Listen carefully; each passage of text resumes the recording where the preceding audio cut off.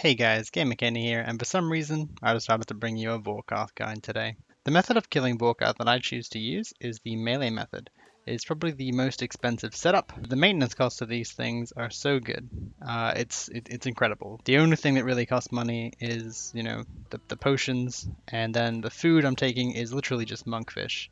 It's a really great setup, and I fill my inventory with loot. Usually I get more kills than this. I've just been a bit lazy, been watching stuff on the other screen. Alright, so let's go ahead and check out what I bring. The gear I bring is a Nate's Not Fates Guard, or you could bring a Serpentine Helm, which means you don't have to bring anti-venoms, which is really helpful for the cost.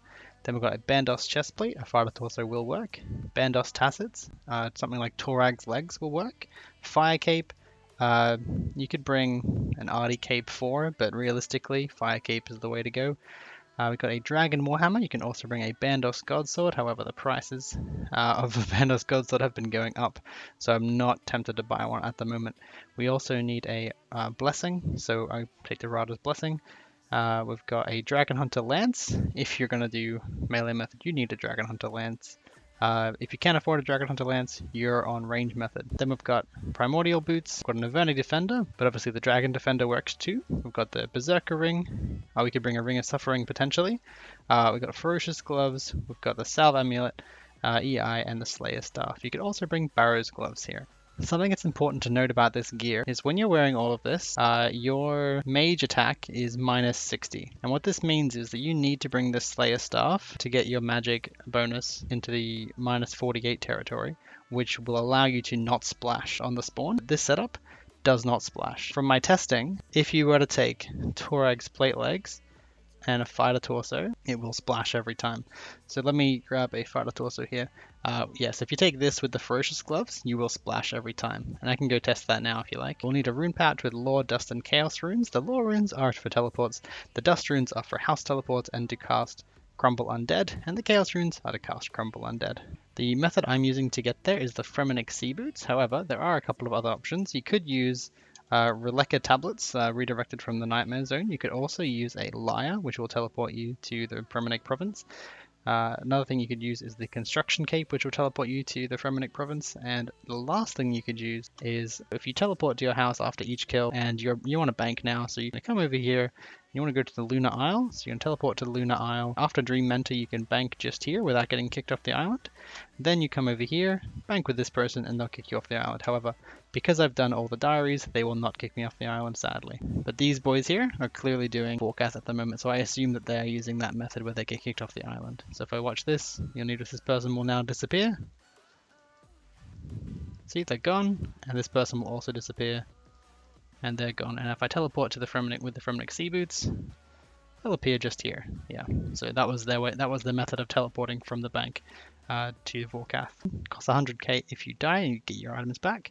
After your 50th kill, you will guaranteed to get a Vorkath head. The drop rate is also 1 in 50, which you can then use to make an Ava's Assembler, so really handy. If you bring a Dragonfire Shield, which is also a good offhand, you can bring just a regular anti-fire, but bring a defender for the faster DPS. So if you're looking at costs, yeah, go for the Serp Helm, go for the Dragonfire Shield. It'll be slower kills, but you will spend less money. Okay, so we've got this phase. So I'll show you the Wook's walking technique. Basically click him. When he goes to attack, you walk away. Once he turns backwards, turns back towards you, that's when you click back.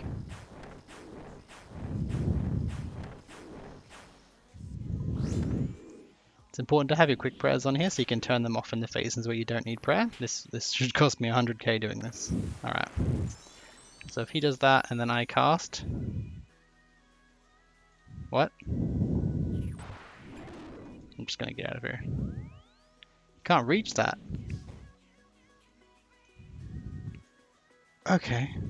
So just comparing the magic attack bonus with the staff here, you can see it's minus 73, which I believe means that we will splash every single attack. That's all the Fighter Torso.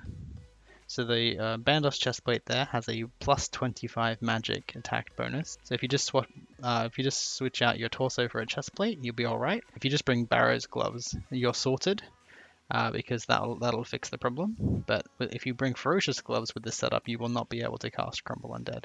And I'll just demonstrate that for you when this kill happens. Okay, so we wake him up by clicking on him, we walk away, because we don't want to get meleeed straight off the bat. Then we give him a special attack, step away again. Give him a special attack, step away again. It's just important to take 2 steps away from wherever you are when he does that. And that's the venom attack he's sending there, but I'm currently anti-venom, so he's not really affecting me. But if that does go bright green, then you're going to need to do that. This is the part we'll take all the damage, so we'll click on him, we'll cast, and we should splash.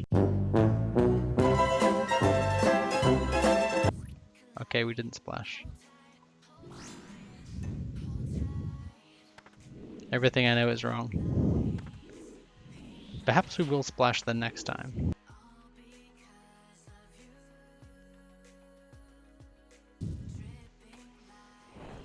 Okay, so the Wook's method, right? Here's how it goes. You can always walk during this fight. There's no need to run during any part of this fight. Never have your run energy on. You attack the boss. Once you move to attack him, you click away. Once you move backwards, you click on him again. That's it. And I'll show that more in depth. I'll give some more examples later.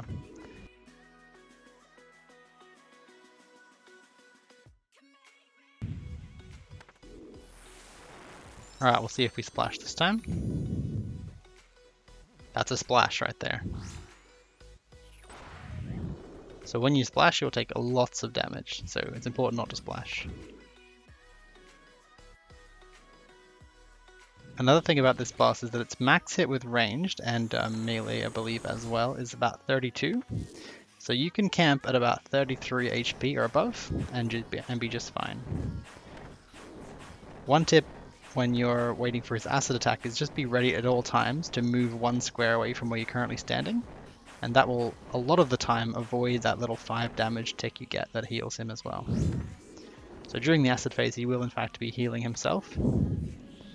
So every time you take damage during that phase on the acid, that's him gaining HP. So it's going to make the fight longer. So it's very important not to get damaged in that phase. And that's him dead. So that's him, no prayer potions from 85 prayer. And we got ourselves some interesting loot there. Blue dragon hides are worth a lot more than monkfish. If you're bringing sharks, then it's looking like you probably shouldn't drop the sharks for the blue dragon hide. But you can see here that monkfish are worth half as much as blue dragon hide. So probably beneficial to pick up the blue dragon hide if you're bringing a food as cheap as monkfish. And that's all you really need. You don't need expensive food here.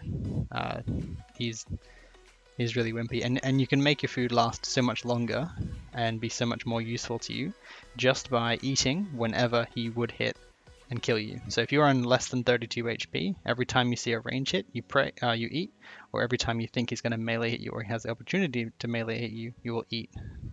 Then once you're above 32 again, you're all safe, so don't even worry about it.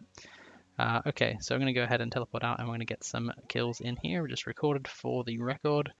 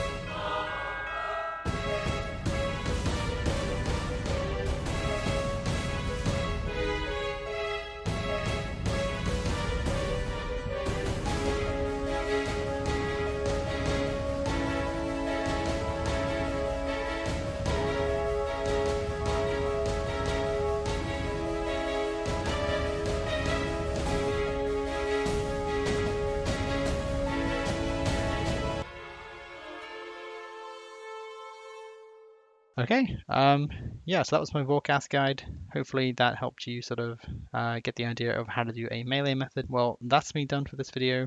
Now I've got to go get my ult through Dragon Slayer. So that's my new task at the moment.